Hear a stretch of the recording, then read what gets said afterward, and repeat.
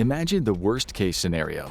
Years of simmering tensions come to a boil, leading to the United States entering a full-blown war with China. Of course, the rest of the world has to get involved. These are two powerhouses with massive geopolitical influence locking swords, leading to war engulfing the globe, and China is losing. Despite its massive military modernization program, China and its allies can't compete with the combined forces of the US and the many other countries that want to limit China's hold over the world.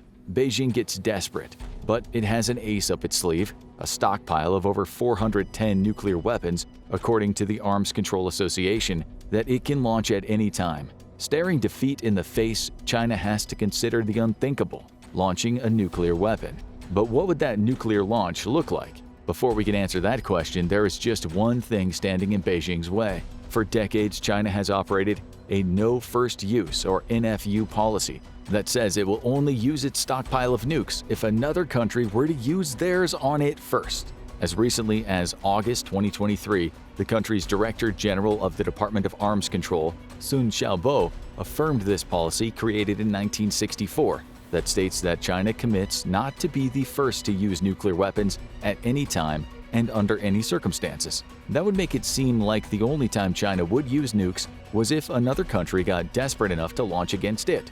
But the Royal United Services Institute, or RUSI, revealed some startling information in October 2023. China's NFU policy may be no more. In a document outlining its plans for creating a new global order, the Proposal of the People's Republic of China on the Reform and Development of Global Governance, all mentions of Beijing's NFU policy were strangely absent. This was a first for China. Every similar policy it has produced made sure to mention the NFU, likely as much for propaganda purposes as anything else. And given the great detail that Beijing went into for every other aspect of the policy, it's unlikely that the NFU omission was an oversight. This was a statement of intent. While China used the proposal to demand that the entire international community oppose the threat nuclear weapons present, it failed to do so itself. And with the Pentagon reporting that China has ramped up its nuclear weapon program, it's anticipated Beijing will have 1,500 nukes by 2035. That can only mean one thing. If China feels threatened enough, it may launch a nuclear attack without any nuclear provocation.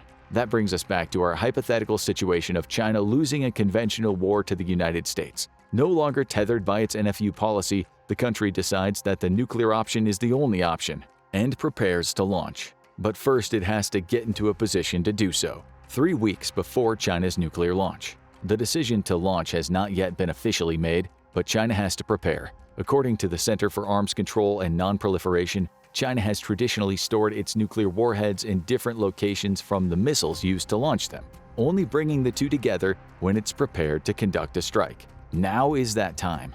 President Xi Jinping relays the order, arm the submarines and prepare our warheads, 2 weeks before China's nuclear launch. With warheads and missiles stored together, Jinping's attention turns to positioning. He's actively engaged in war with the United States, and he has to be clever to ensure as many of his nuclear deployment options are available when it's time to strike. China's first action will be to mobilize its DF-41 ICBM with an effective range of between 7,500 and about 9,300 miles. The DF-41 is one of the most powerful missiles in the world. According to Missile Threat, it has a 5,500-pound payload and is capable of holding up to 10 nuclear warheads, more than enough to devastate any location Beijing targets. With such a massive range, China could easily launch nukes from its mainland to hit the outer reaches of the United States. Hawaii would be an obvious target, with Distance Calculator reporting it's just 5,939 miles from the most eastern point of China. That's well within the DF-41's range. But Hawaii would not likely be the only target. China could easily hit huge swaths of the continental US with launches from its mainland. But it gets worse. The DF-41 may be mobile. In 2015, China conducted tests on a rail-mobile version of the DF-41, meaning they have the ability to move the ICBM to almost any location that's connected to the country via rail.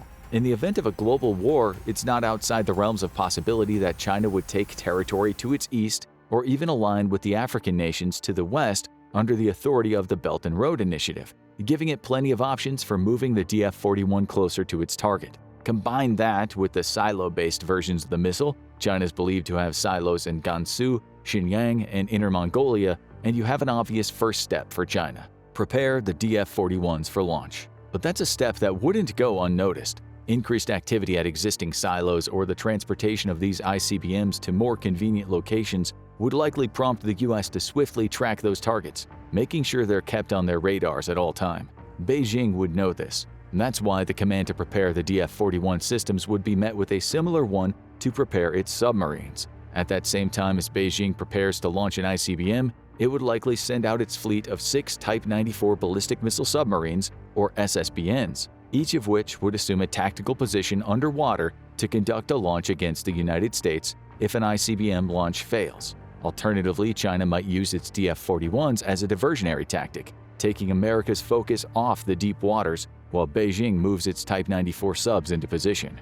Each of those submarines can carry 12 of China's JL-2 submarine-launched ballistic missiles, or SLBMs, which according to missile threat reports have a maximum range of 4,970 miles. China likely wouldn't want to push its SLBMs to their maximum range, meaning the subs would have to take up positions south of Japan to enable an attack on Hawaii, or if Beijing's feeling especially confident, it could move the subs to the shores of Hawaii to enable a strike against the US mainland. Every JL-2 missile, remember there are 12 on each sub, can be armed with a 1 megaton nuclear warhead that the Korea Times said would be 67 times more powerful as the one that the US dropped on Hiroshima. Alternatively, China could arm each JL-2 with up to 8 multiple independently targeted reentry vehicles, or MIRVs, giving it the ability to strike multiple targets with smaller bombs if it wanted to go for a scattershot approach. Still, those subs have a limited range. Odds are that they would only be able to get into striking distance of America's northeast,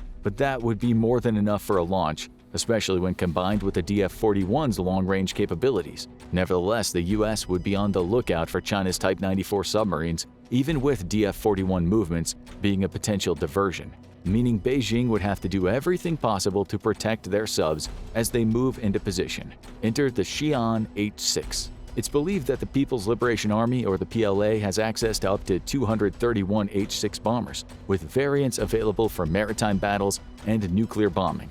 The latter can carry air-launched ballistic missiles, with military today pointing to the CHAS X-13 as the most likely candidate. With its 1,864-mile maximum range combined with the H-6's 3,728-mile flight range, China could just about get these bombers close enough to the US to launch a nuke, though the bomber would be practically dropping out of the sky by the time it did. More likely is that it would deploy its H-6s to defend its submarines. Armed with an array of anti-ship missiles, those planes would be on destroyer duty. Their task would be to take out any destroyers, which are armed with radar, depth charges, and torpedoes, to clear a path for China's 6 Type 94 subs to get into position. Chief amongst those missiles would be the YJ-12 anti-ship cruise missile. With its maximum range of 248 miles, each missile can reach Mach 3 and can be equipped with both nuclear and conventional warheads, weighing up to 1,100 pounds. Each is capable of evasive maneuvers in the air, too, meaning they can be launched from outside a destroyer's striking distance and make their way around any anti-air defenses a ship might have.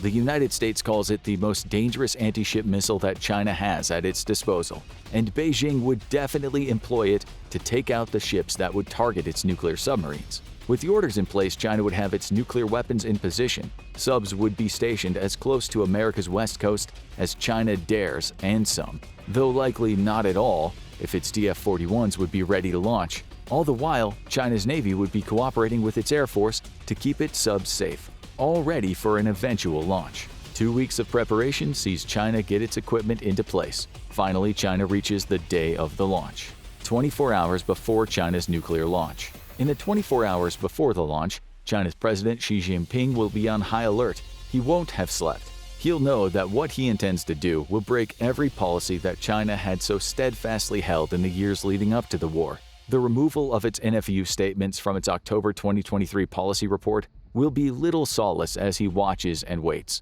Perhaps he won't have to launch. Maybe the tide of war will start to turn in China's favor, or the US will propose a ceasefire. China might win back territory it has lost, allowing Jinping to refocus on conventional fighting. But no positive news comes in. Jinping's generals all agree China is losing this war. If only it were fighting the United States one-on-one, the story could be different, but it isn't. Depleted by its war in Ukraine, Russia isn't as strong an ally as China had hoped it would be. NATO is buffeting all Chinese attempts to establish a foothold in Europe. Japan, though one of the primary targets of China's aggression, is holding steady with the aid of the Americans and South Korea. And even North Korea has proven not to be an effective ally. It's too focused on South Korea, which would enter the war as soon as China called on North Korea for aid, to do much to help China.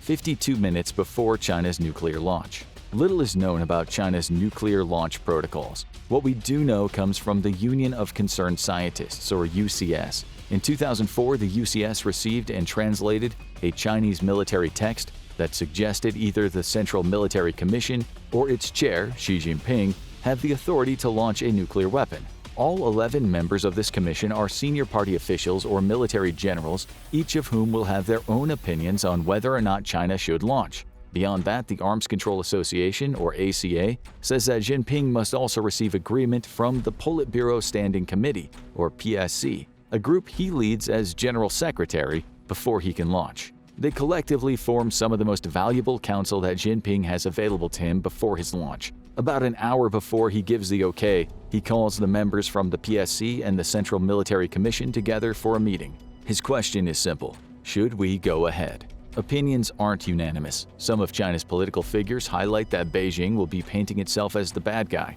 not only in the West but much of Asia. Far from being the peacekeeper and arbiter of global economic reform, as it has painted itself to be over the last 2 decades, China will be seen as the nation that was willing to go nuclear at a critical moment. They're overruled. China's leading military generals argue that the situation on the ground is too devastating for China not to launch a nuke. Japan didn't fall thanks to the aid it received from the United States. Enemies are coming from all sides, and China's Belt and Road Initiative didn't do enough to help it establish a presence in other countries. If China doesn't launch, it loses. Wang Hubin, a former Navy commander and now the commander of the People's Liberation Army Rocket Force, or PLARF, is the most vocal of the voices claiming that a launch is needed. He reiterates the points he's made in the weeks and months leading up to this critical moment. Xu Shishang, the political commissar to the PLARF, backs Hubin's opinions. Jinping values both opinions. He installed both men into the PLARF in August 2023 because of their military experience and their loyalty to him. They won't steer him wrong.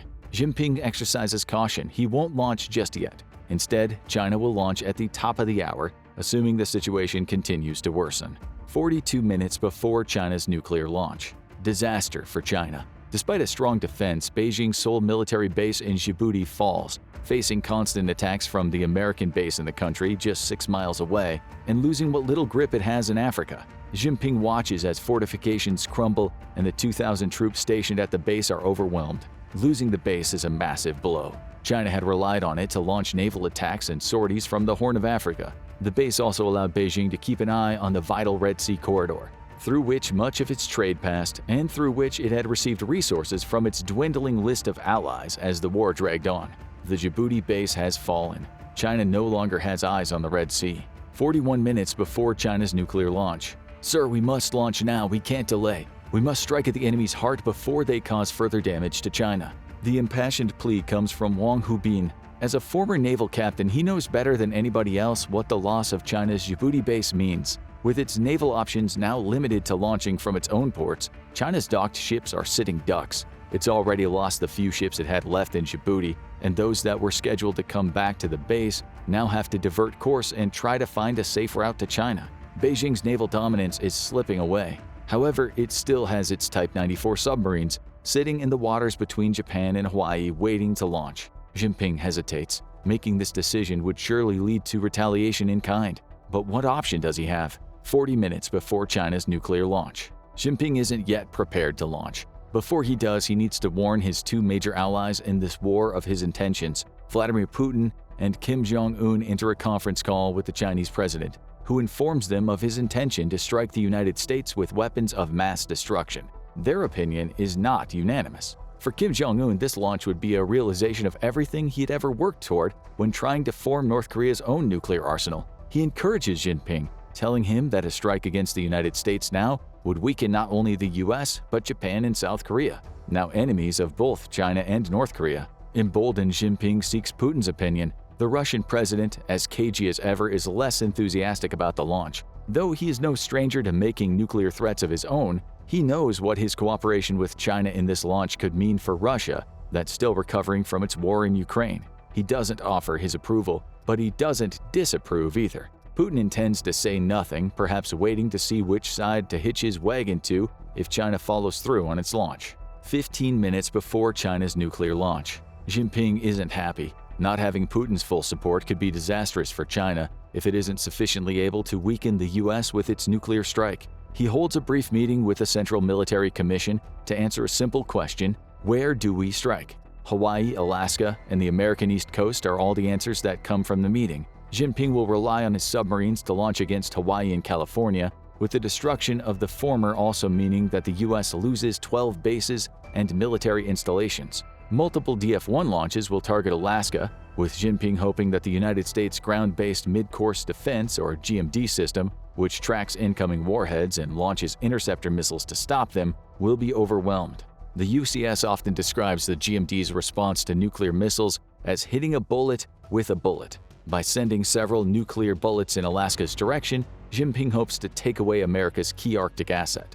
12 minutes before China's nuclear launch. Bring me the codes. I'm prepared to launch. Though the Central Military Commission has successfully argued for this launch, it takes a moment for anybody to respond to Jinping's request. The gravity of what they're about to do weighs heavily. Finally, Wang Hubin takes charge, ordering his subordinates to put China's Type 94 submarines on high alert. Similar messages are sent to its DF-41 installations in Gansu, Xinjiang, and Inner Mongolia. All three will launch and hopefully one will deliver its payload. Hubin personally delivers the briefcase containing China's nuclear launch codes to Jinping's desk. The room stands in silence as Jinping pores over the documents. He selects the specific bases in Hawaii, California, and Alaska that China will target, as well as which of his nuclear delivery options he'll use for each. Finally, he confirms the codes for each launch, delivering them to Hubin, who is tasked with relaying them to Beijing submarines and missile silos. There is no way to cancel the launch unless Jinping chooses to cancel. 5 minutes before China's nuclear launch. Encrypted nuclear codes are sent to the 6 Type 94 submarines stationed near American waters, as well as to its trio of nuclear missile silos. Along with those codes are instructions, also encrypted, that detail who should be targeted with each missile, which nuclear warheads should be loaded onto the missiles, and when the launch should occur. Verification takes place. Though we know little of China's policies in this area, the military personnel who receive the orders likely need to confirm that the codes they've received are real. That confirmation comes through. China's DF-41 missile silos prepare for launch, with its submarine commanders ordering their troops to do the same. The PLA's Air Force mobilizes its H-6 pilots once again. They're responsible for making sure nothing on the sea can interfere with launches from China's subs. All the while, the commands are re-authenticated. 1 minute before China's nuclear launch.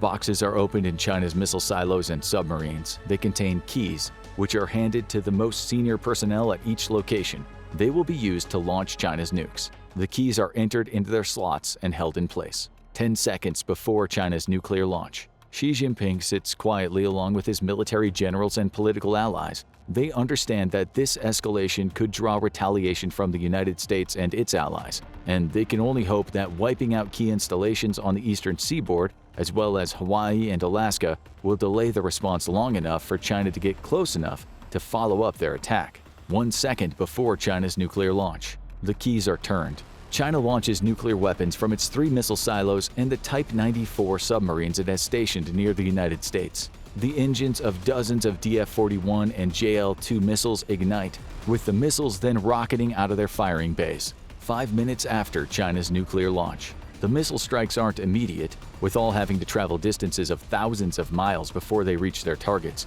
The JL-2s are capable of reaching Mach 20, roughly the equivalent of 15,345 miles per hour, meaning it'll take around 15 to 20 minutes to reach Hawaii. The DF-41s are faster, they can hit Mach 25, but they'll have further to travel. China's missile launches don't go unnoticed. Real-time satellite imagery reveals the launches, and the United States prepares its GMD response system. 15 to 20 minutes after China's nuclear launch. The GMD missile defense system is only partially successful. The system has only proven effective 55% of the time in extremely scripted tests, with America only able to reach a confidence level of 90% that they'll be able to take out an incoming missile when it launches 3 intercepting missiles simultaneously. Some of those interceptors succeed, destroying Chinese missiles above the Pacific Ocean, but enough get through to wreak devastation on Hawaii, Alaska, and the eastern seaboard. Key military installations are destroyed, but no missiles reach the White House 30 minutes after China's nuclear launch. President Joe Biden sits in the White House. America's defenses couldn't prevent the impending Chinese nuclear strike. A war that he was winning has now escalated to the point of no return. The United States can't allow this strike to go unpunished. Preparations begin. An Army general delivers a set of documents to the president containing America's own nuclear codes and a list of confidential targets. In a matter of hours, the United States will launch its response to China, regardless of what its allies might think. The world is embroiled in chaos. Mutually assured destruction isn't guaranteed. Now it's just a race to see who can destroy who first. For China, its launch was a success to an extent, but it knows it has provoked the United States into a type of war from which there is no returning. Knowing that an American retaliatory strike is coming, Jinping leaves Beijing to move as close to China's western borders as possible. As he moves, he issues more commands. More DF-41s need to be fired from China's missile silos before America's retaliatory nukes can take them out. The rest of the world can do little more than watch, hoping that this escalation doesn't consume them as well. Now check out China's worst military mistakes in history, or watch this video instead.